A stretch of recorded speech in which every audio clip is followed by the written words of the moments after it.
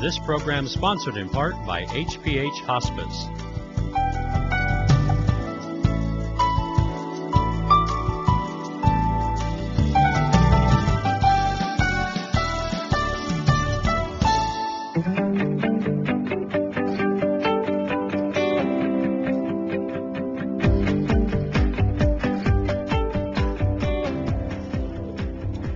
Welcome to Focus on Hernando. I'm Virginia Singer, Public Information Manager for Hernando County. We're here today at HPH Hospice in Brooksville, where we're going to be hearing about their bereavement counseling services. Our first guest today is Miss Edna Emerson, and she is going to be talking about the Loss of a Child Support Group program here at Hospice. Thank you, Edna, for being on our show today. Well, thanks, Virginia, for having us. Mm-hmm. We know that for some time there's been a need to have a program for people who've lost a child. About 4 or 5 years ago, Compassionate Friends, who most people have heard of, stopped having a group here in Hernando County. So there really hasn't been a resource for people who've had a loss of child. We do offer every week of every year, we've always offered a Thursday support group that's open for anyone who's lost anyone from 3 to 4. But we found that sometimes people who've lost a child tell us they're not quite comfortable in the group. Not that the group doesn't make them feel comfortable, but they feel uncomfortable. So over the last year or so, we've been seeing an increase in the need for a loss of child group. So it's open to people who've been with us at HPH, or it's also open to people who are in the community. So it doesn't really matter how old the child was or how old the parent is. It is about the loss of a child. So whether they've had a miscarriage or an infant die, they may have never had a reason to have services with us, or I've even have a 90-some-year-old client whose daughter died a year ago, and she's just as devastated. So we're offering this to provide a special place where they can feel comfortable talking about the kinds of losses that have occurred in our community. Okay. So where is this happening? Is it here in Brooksville that the It will be here counseling? on our campus. Okay. We have 3 buildings on this campus here on Highway 50, Cortez Boulevard. This particular group will occur in the middle building, which is the smaller of the 3 buildings. Okay. It's also an office building. We hold our ongoing support groups in the first building, but this one will be a little different, and we'll hold it in the 12254 is the address, and we'll hold it in that building from 2 to 3 on Wednesday afternoons for 8 weeks. Okay. And are you facilitating? Do you have multiple facilitators? I will be facilitating this group, unless, of course, if I'm not here, if I'm sick, I can't do it, but I'm not planning to get sick, and so I expect to be doing every week. It'll be a support group format, and so it is just a facilitation. While I may give out some materials, because I do call myself the queen of handouts, I do that in every group because I have a lot of things I like to give people. It will still be unique. Each week will be different. So it doesn't follow a class format. So if you miss 1 week, you didn't really miss, you just missed that week and what we did, but we don't really know what we're going to be doing. It'll be what people need to talk about, and it'll depend on the mix of the group we have. Okay. So people aren't required to come to every week session. They can come 1 week and skip another week. They don't have to come all 8 weeks. Right, right. Okay. I think one of the important things to know is that there's no charge for this, and it's open to the community, and they don't have to make a reservation, so they can just show up. Okay. So we're not holding them to any kind of commitment or timeline. Sure. So I throw that in there. Okay, good. Right. Yeah, that's good to know. Sometimes people make last-minute decisions to show up. Right, and yes, if it's Wednesday at 1 o'clock and somebody finds out about the program, they're still welcome to come. Okay. It starts at 2. It'll end at 3. Now, I know this is the first year that you've started the service, and you are currently full. Is that correct? No. Or you're, Okay. No, we're not taking registrations for this, so I don't know whether 1 person will show up or 25. Whoever shows up will accommodate, because again, we don't go out and survey. We just know that in our regular case flows, which are the hospice patients, we've had a significant number of people who've lost a child of some age. We also know, just by reading the newspaper, that there are a significant number of deaths of children, young adults, teenagers, younger children in our community. So it's open to anyone. So it doesn't matter whether we've talked to them or not. Probably we haven't talked to them. But they will also be able to have a combination of individual and group services if they choose to. We never charge for any of our individual services or our group services. So Okay. And do you we'll feel, just see who comes. Okay, good. I wanted to talk just a little bit about a group setting versus an individual setting, and just I imagine the devastating loss of a child, making that first step to make contact with you to get involved in these services would be really hard for them to make that first step. I can't say whether it's difficult for them or not. I think people who've had a significant loss want to talk about their loved one. We know from our experience of doing groups now for quite a few years here that people do better in a group setting where they feel safe and comfortable and normal. Very often people say, I thought I was the only one, I thought I was going crazy, I didn't think my thoughts were okay.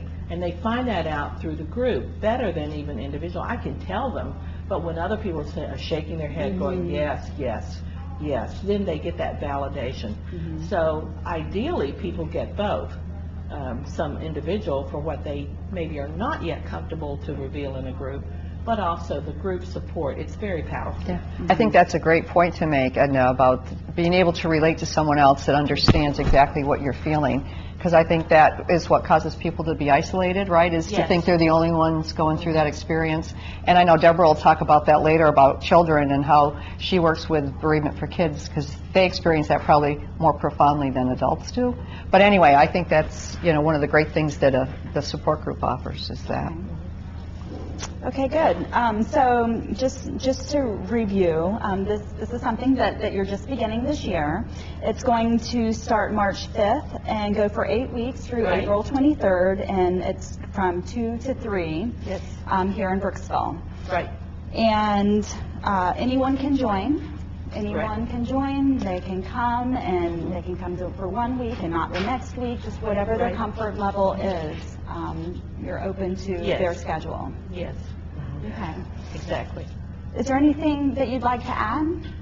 Well, if people do have a question about it, there is an 800 number that they can call, or they can call locally. They can call us at 352-597-1882. They can ask for bereavement, and we'll be happy to answer their questions individually, too. Okay, good. And your website, is there any information about this on your website? There is some information on the website. I think it pretty much just refers you to, gives you the time and information, the basic information, and then the 800 number. Okay. And is there, what size group can you accommodate in any one good session? question. We don't know. Oh, okay. I'm actually planning to have this in our kitchen area because we don't have a conference room in that building. So we can pull in as many chairs as we need. We might need to do a little furniture moving around, but that's okay. Yeah. But it's If a we great need setting, to do that, right? we're happy to do that. Yeah. It's a very comfortable, relaxed, it makes you feel like you're at home type of setting, Right. so Very non-threatening. I think people will find it very accommodating. Okay, good. And if someone does want to learn more about it, you gave the number that they should call, and should they ask for you, or is Well, there they someone? can ask for me, or they can ask for bereavement. The other bereavement counselor here is Sue Ellen Boss. We're in and out of the office because we do appointments in groups, and so they can leave us a message. We'll get back to them. If we're here, we're happy to talk to them when they call. Okay. Well, I'd just like to say that being a non-for-profit, because a lot of people don't understand that there are for-profit and there are non-for-profit agencies. We are a non-for-profit agency.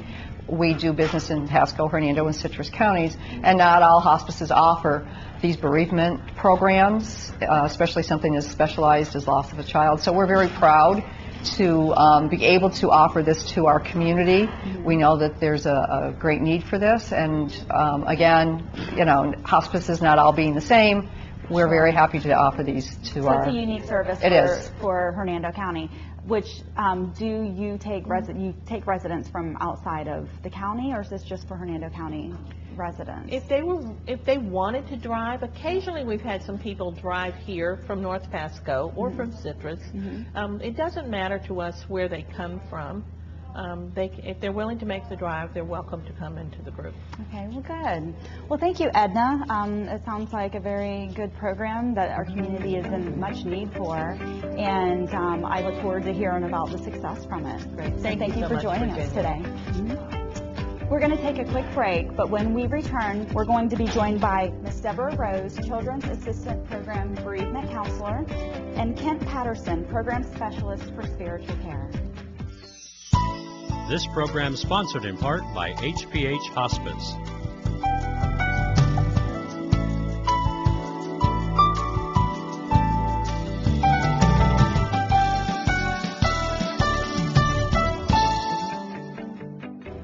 Welcome back to our Focus on Hernando show here at HPH Hospice in Brooksville.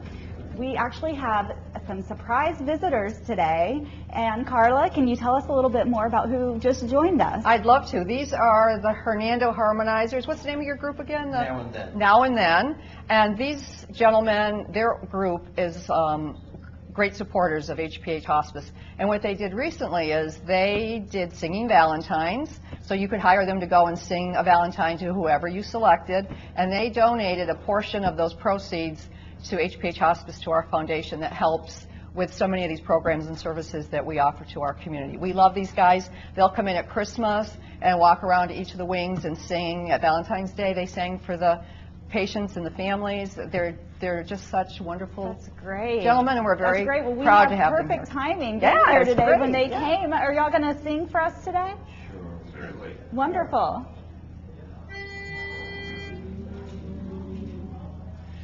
If a picture paints 1,000 words, then why can't I paint you? The words would never show the you I've come to know. If a face could launch 1,000 ships, then where am I to go? There's no one home but you. You're all that's left me to.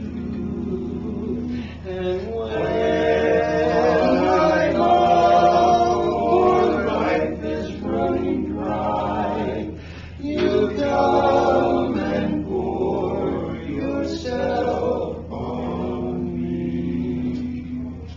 If a man could be two places at one time, I'd be with you. Tomorrow and today, beside you all the way. If the world should stop revolving, spinning slowly down to die, I'd spend the end with you. And when the world was through, then was I was, the stars would all go out. Then you and I would simply fly away, fly away, fly away. Beautiful. Thank you, gentlemen. Thank you for all you do for HPH Hospice. Thank you so much. Thank you. Thank you so much. What a nice surprise. Yes. Wow. I wasn't expecting that. Okay. Well, welcome back to our Focus show today here at HPH Hospice. And next we're going to be talking with Deborah Rose, Children's Assistance Program Bereavement Counselor. So Deborah, tell us a little about your program. We provide individual grief counseling to children, school-age children, so kindergarten through 12th grade. here in Hernando County, but then we also have the counselors in Citrus and Pasco County as well. I'm the primary counselor here in Hernando County. And we get referrals from our HPH Hospice staff, nurses, social workers, CNAs. They'll identify children in our patients' homes that might need some additional support from me. And then also the guidance departments in all of our schools here in Hernando County are wonderful too in providing referrals to me. So I have a pretty extensive caseload that I go around and visit every week. So everyone's very familiar with the program, and you're in touch with them on a regular basis, and you're getting a lot of participation in the program. Yes. And then what we do on an annual basis, we'll do a weekend-long camp for children that are in middle school and high school. And this is held, and it's going to be held coming very soon here, March 7th, 8th, and 9th at Lakewood Retreat. The counselors in the 3-county area will invite the children that we've been seeing. We have to the children need to be referred to us and seen by us at least one time before camp. And then we talk to them about the camp and all the different things that we're doing. The parents have to give us permission that they can come. We provide a school bus is provided transportation to the camp on Friday night. But then we want the families to come on Sunday to pick them up because we have a whole program that they're involved with as well before they take their children home on Sunday. The camp itself is fun, but it's also very therapeutic. Pretty much everything that we do, all the different activities that we do throughout that weekend is designed to help the kids work through their grief, express their feelings, connect with other kids, which is probably, for me anyway, the most important piece. A lot of times kids feel so alone when they're grieving, and for them to be able to sit in a cabin with a group of their peers and share their feelings is pretty powerful. Right. They're able to relate, and hearing other people's, hearing what other kids are going through, it just helps them to get through their problems as well. Exactly. I know you're promoting the camp and just trying to get the word out about the camp. But when a child first starts coming to you, is there a period of time that they're allowed to come to you for? Do they have a set amount of sessions? No, it's not like that at all. Okay. The service is entirely free to the families and the children. And usually it depends on the child, of course, and where they're at, but we can actually see children for a year after we get the first referral. So, and there are cases where the children are identified as part of our patients' care, and so I sometimes will meet with the children even before a person has died and start developing the relationship before that, but they need to be associated with one of our HPH Hospice patients. That connection that they make with you during while a parent or a family member is dying, I would imagine is very strong, and having made that connection with you at that point, and then it makes it much easier for them to continue that relationship with you and help them through that grieving process. The transition and everything, sometimes it can be very helpful. Okay. So, I think one of the great things about Deborah's opportunity to help the child is because the other members of that family are also grieving, and so they may not be able to recognize or assist the child in helping them during that process, right, Deborah? Sometimes, yeah. Sometimes that's the case. So, because they are grieving too. And a lot of times too, especially, I was surprised at how many children that I'm counseling that have lost a parent. I didn't quite expect that when I first started doing this with hospice. But that other parent, the surviving parent, is grieving as well. And a lot of times children, especially the younger children, will be very careful in expressing feelings sometimes because they don't want to make the surviving parent cry or get too emotional in that too. So this gives them an outlet then, a safe place where they can come and talk. And I always tell children that it's very important for them to be able to express their feelings, and crying is a good thing. It helps you, through the grieving process. Okay. And again, there's no cost for this service. Anyone can come, contact you, and get involved in the camp and the services that you're offering. Right. And then in addition to this weekend-long camp, it's forefront in my mind right now because it's happening so soon. But we also provide a day camp for elementary school age children. And that is I don't have an exact date yet, but that will be in June. We usually wait until after school is out. And because we cover the 3-county area, Citrus and Hernando County children are invited to our camp at Glen Lakes. They're kind enough to let us use their facilities and their pool and everything for the day. We have kind of a modified version of this weekend-long camp for the younger children. Okay. Not as intense and more age-appropriate activities for the elementary school-age children. And then there's also 2 camps that are held down in Pasco County, one on the west side and one on the east side, to accommodate all of our children down in that county as well. Okay, good.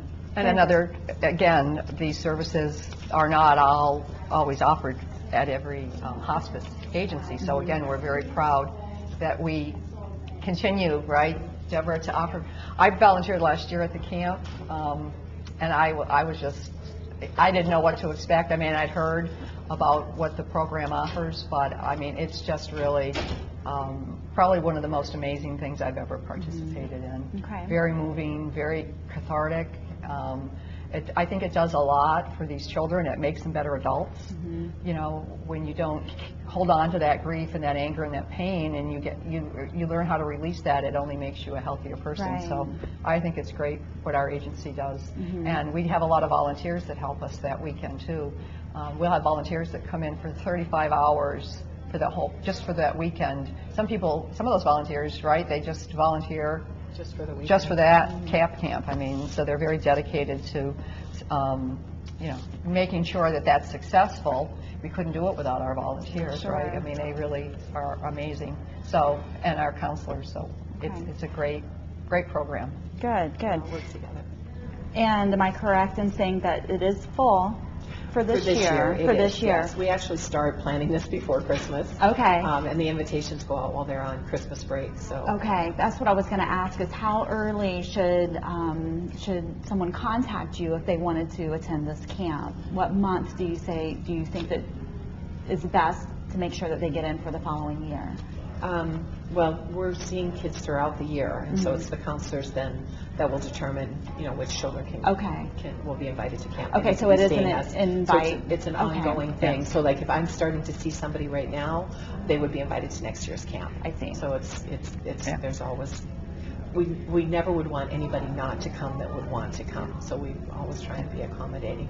But we're just limited in the number of cabins that we have available and the number of counselors that we have available for the camp this year. So it's about 80 children that we usually can. It's a lot of children.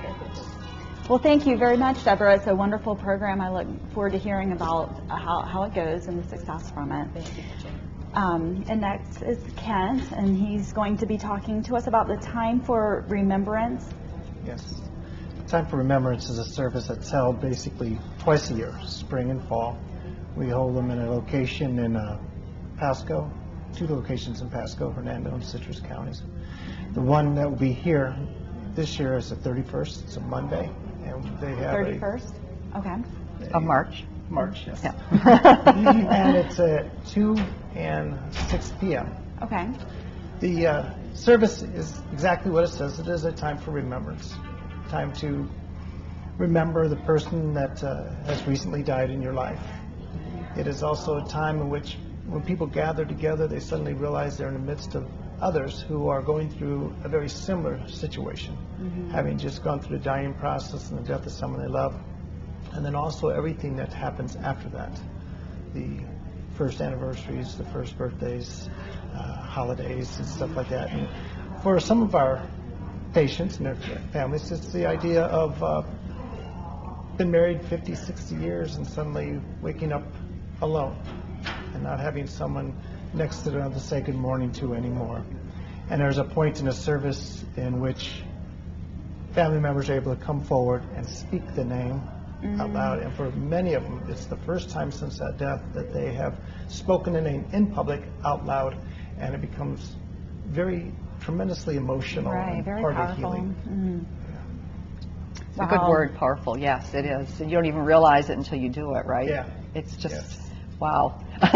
Sometimes to hear a little kid's voice say my mommy or something like that is just very emotional for everybody. And really, everybody begins to realize that they're not the only ones going through this process, that there are other people that they can lean on for support.